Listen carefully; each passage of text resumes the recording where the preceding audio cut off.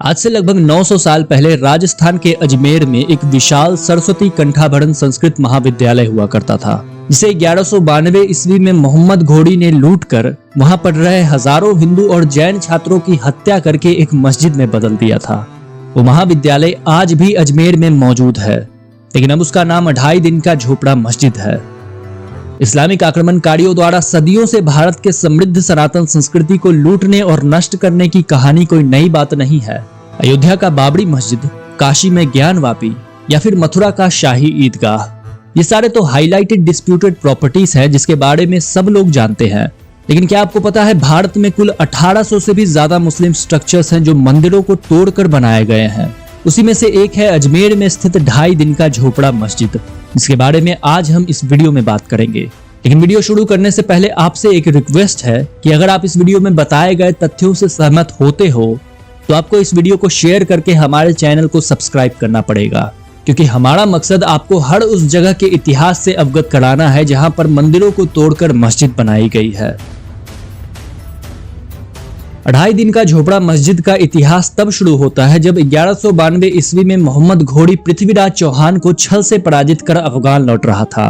तब उसे रास्ते में ये विशाल सरस्वती कंठाभरण संस्कृत महाविद्यालय दिखा, जिसे देखकर उसने अपने सेनापति कुतुबुद्दीन ऐबक को इसे लूटकर यहाँ पढ़ रहे हिंदू और जैन छात्रों की निर्मम हत्या करके इस महाविद्यालय को ध्वस्त करके यहाँ मस्जिद बनाने का आदेश दिया। हालांकि समय के अभाव के कारण उसने ये कार्य 60 घंटे के अंदर पूरा करने का आदेश दिया, लेकिन इतने कम समय में इस विशाल महाविद्यालय को ध्वस्त करके मस्जिद बनाना असंभव था, जिस कारण इसमें बस नमाज पढ़ने की जगह बना दी गई और तब से इस मस्जिद का नाम 2.5 दिन का झोपड़ा मस्जिद पड़ गया। हालांकि कुछ एक्सपर्ट्स का मानना है कि ये सिर्फ एक कहानी है और मस्जिद के निर्माण को पूरा करने में कई साल लग गए, और उनके अनुसार इसका नाम मस्जिद में हर साल होने वाले 2.5 दिन के मेले के कारण पड़ा है। मस्जिद के केंद्रीय मेहराब में एक शिलालेख है जिसमें इसके पूरा बनने की तारीख जुम्दा 2 559 AH का उल्लेख है, जो अंग्रेजी कैलेंडर के हिसाब से 1199 ईस्वी में परिवर्तित होता है। बाद में कुतुबुद्दीन ऐबक के उत्तराधिकारी इल्तुमिश ने 1213 ईस्वी में बाहरी दीवारों पर कलमा लिखवाकर मस्जिद का सौंदर्यीकरण करवाया। लेकिन भारत के पढ़े लिखे मुसलमानों को आज भी ये भरोसा है कि 2.5 दिन के अंदर ऐसी सुंदर इमारत का निर्माण कोई आम इंसान नहीं कर सकता, इसलिए उनका मानना है कि इसका निर्माण जिन्नातों ने करवाया था। जबकि सच्चाई ये है कि ये मस्जिद हिंदू व जैन मंदिरों और संस्कृत महाविद्यालय के ऊपर बना हुआ है। 19वीं सदी में इस जगह से एक पत्थर का टेबलेट मिला था जो 1153 ईस्वी का था। उसके आधार पर यह अनुमान लगाया गया कि इस महाविद्यालय और सरस्वती मंदिर का निर्माण चौहान वंश के राजा विग्रह चौहान चतुर्थ ने 1153 ईस्वी में करवाया था।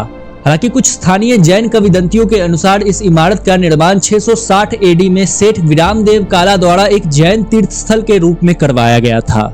जाहिर है कि इस स्थल पर हिंदू और जैन वास्तुकला के तत्व आज भी मौजूद हैं। अलेक्जेंडर कनिंघम, जिन्हें 1871 में ASI के डायरेक्टर जनरल के रूप में नियुक्त किया गया था, उन्होंने 1862 से लेकर 1865 तक 4 वर्षों में 4 रिपोर्ट बनाकर मस्जिद का विस्तृत विवरण प्रस्तुत किया। उन्होंने बताया कि उस जगह का निरीक्षण करने के बाद ये पाया गया कि 2.5 दिन का झोपड़ा मस्जिद का निर्माण कई हिंदू मंदिरों के खंडरों से किया गया है। उन्होंने ये भी कहा कि इसे देखने के बाद ऐसा लगता है कि जिस तेजी से इसका निर्माण किया गया है, इसका नाम 2.5 दिन का झोपड़ा एक इशारा प्रतीत करता है कि ये हिंदू मंदिरों के ऊपर बनाया गया है। कनिंघम के साथ ब्रिटिश एम्पायर के लेफ्टिनेंट कर्नल जेम्स टॉड ने भी मस्जिद का दौरा किया था और उन्होंने अपने रिपोर्ट में बताया कि उन्हें ऐसे कई स्तंभ मिले जिन पर 4 हाथों वाले देवी देवता की आकृति बनी थी, और वहाँ उन मूर्तियों के अलावा एक देवी काली की भी आकृति थी जो अपने गले में खोपड़ियों की माला पहनी थी, जिससे ये साबित होता है कि ये पूरा इमारत मूल रूप से जैन और हिंदू मंदिर था। उन्होंने आगे कहा कि वहां कुल मिलाकर 344 स्तंभ थे, लेकिन इनमें से प्रत्येक स्तंभ 2 मूल स्तंभों को रिप्रेजेंट करते थे, जिसे अगर देखा जाए तो हिंदू स्तंभों की संख्या लगभग 700 से कम नहीं थी। एक रिपोर्ट के अनुसार 1990 के दशक तक मस्जिद के अंदर प्राचीन हिंदू देवी देवताओं की मूर्तियां बिखरी हुई थी, जिसे एएसआई द्वारा संरक्षित करने के लिए सुरक्षित स्थान पर रख दिया गया। 2022 में एक ट्विटर यूजर धार्मिक स्टांस ने मस्जिद परिसर में एएसआई द्वारा बंद कमरों के अंदर की कुछ फोटोज और वीडियो क्लिक की थी। इन कमरों के अंदर बंद खंडित मूर्तियां यहाँ पर पहले से हिंदू मंदिर होने का सबसे बड़ा सबूत है। और इन फोटोज को अगर जूम करके देखा जाए तो एएसआई द्वारा बनाए गए चिन्ह को मूर्तियों और पत्थरों पर साफ तौर पर देखा जा सकता है। 1947 के बाद ये जगह पूरी तरह से एएसआई की देखरेख में है। लेकिन ताज्जुब की बात तो ये है कि यहाँ पर एएसआई द्वारा इसके असली इतिहास की व्याख्या करने के लिए कोई भी इंफॉर्मेशन बोर्ड नहीं लगाया गया है। एएसआई यानी कि आर्कियोलॉजिकल सर्वे ऑफ इंडिया इस स्थल पर कहीं पर भी इसका असली इतिहास का उल्लेख करने में विफल रहा और आंख पर पट्टी बांधकर इसे बस एक मस्जिद मान लिया गया। अब मेरी सरकार और कोर्ट से बस यही रिक्वेस्ट है कि इस स्थान पर फिर से एएसआई द्वारा सर्वे कराया जाए, जो कि सच्चाई के बेसिस पे हो, ना कि सेक्युलरिज्म के बेसिस पे। और अगर इससे किसी की भावनाओं का आघात होता है तो होए, क्योंकि धर्म एवा हतो हंति धर्मो रक्षति रक्षितः तस्मा धर्मो न हंतव्यो मानो धर्मो हतो विदित।